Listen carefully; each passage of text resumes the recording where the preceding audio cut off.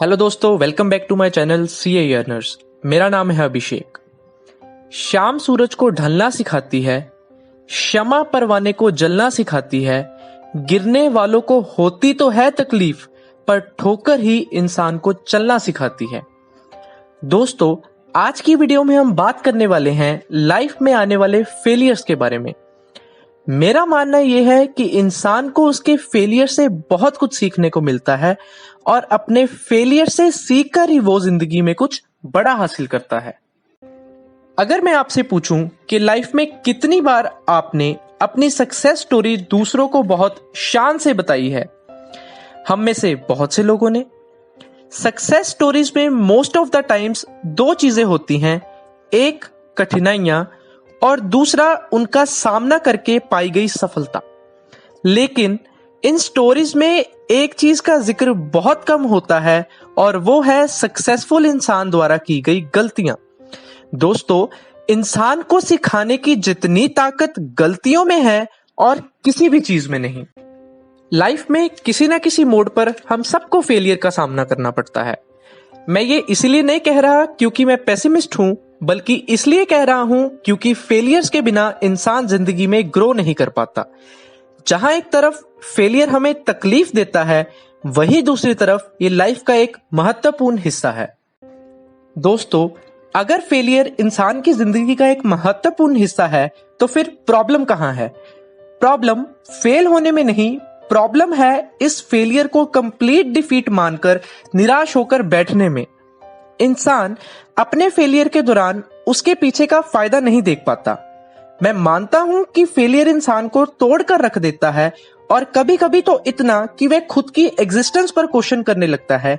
लेकिन मैं आपको इस कोट की मदद से विश्वास दिलाना चाहता हूं कि रुख बदलेंगी हवाएं, वक्त भी तेरा होगा, जिस दिन अंधेरा छटेगा उस दिन सवेरा ही सवेरा होगा। दोस्तों, फेलियर से जो चीजें मैंने सीखी वो आपके साथ शेयर करता हूं। Success is not everything. मैं जानता हूं कि ये कहना सही नहीं है, लेकिन जब आप बुरे तरीके से फेल होते हो तब आप ये रियलाइज करते हो। दोस्तों, ये इसलिए क्योंकि जब आप सक्सेस को ओवर वैल्यू करते हो तो फेलियर आपको उतना ही पेचीदा दिखाई देता है। लेकिन जब आप अपनी हैप्पीनेस और अपने एफर्ट्स को वैल्यू करते हो तब सक्सेस ऑलमोस्ट एफर्टलेस लगता है। You realize that failure is not end of the road.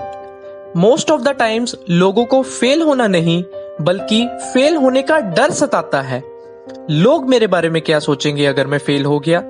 लेकिन दोस्तों, मैं आपको बताना चाहता हूं कि failure is not end of the road. You learn that who are your true friends. Failure के दौरान आप रियलाइज करते हो कि आपके रियल फ्रेंड्स कौन हैं। इसीलिए फेलियर एक्ट करता है एज अ फ्रेंड फिल्टर। दोस्तों, फेलियर के दौरान हमें लगने लगता है कि हर इंसान हमें बिट्रे करने की कोशिश कर रहा है, पर उस समय आपके सच्चे दोस्त आपको मोटिवेट और इंस्पायर करते हैं। You become more compassionate. हम सब ईगो की पावर से वाकिफ हैं। ईगो हमारी लाइफ को चलाती है, लेकिन फेलियर का सामना करने से हमारी ईगो कमजोर पड़ जाती है और हम कंपैशनेट बनने लगते हैं। हम सिर्फ खुद पर फोकस करने की जगह चीजों को डीपली समझने लगते हैं और अपने साथ साथ दूसरों की भी केयर करने लगते हैं। फेलियर हमें अपनी प्रायोरिटीज रीडिफाइन करना सिखाता है। अगर सक्सेस आपके लिए इंपॉर्टेंट है तो आप उसके लिए एडजस्टमेंट्स करते हैं, लेकिन जब आप फेल होते हो तब आप अपनी प्रायोरिटीज को रीडिफाइन करने लगते हो, क्योंकि आप समझ चुके होते हो कि आपके लिए सबसे ज्यादा क्या मैटर करता है। फेलियर हमें हमारी अप्रोच रिवाइज करने के लिए फोर्स करता है। दोस्तों, जब आप फेल होते हो तो आप रियलाइज करते हो कि मैं कुछ गलत कर रहा था, मेरी प्लानिंग सही नहीं थी या मैं टाइम मैनेजमेंट अच्छे से नहीं कर रहा था, और उसी से सीखकर आप इन गलतियों का सुधार करते हो, अपनी अप्रोच को रिवाइज करते हो। You learn to eat the frog.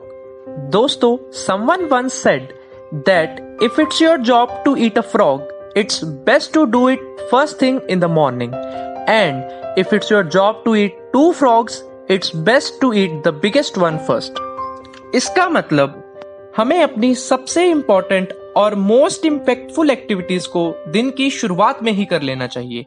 अगर आप भी प्रोक्रास्टिनेशन के शिकार हैं, then eat the frog. You begin to look at obstacles differently.